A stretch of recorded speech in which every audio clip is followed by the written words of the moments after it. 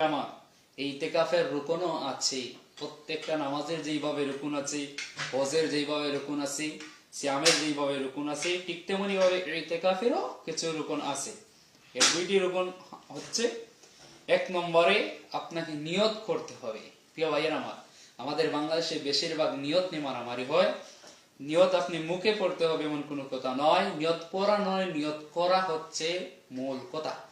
আমরা নিয়ত করব যে আমি আল্লাহর সন্তুষ্টির জন্য, আল্লাহর ঘরে আমি আল্লাহকে খুশি করার জন্য ইবাদত করব, আল্লাহকে কাছে পাওয়ার জন্য আল্লাহর ঘরে অবস্থান করব, এই নিয়ত থাকতে হবে।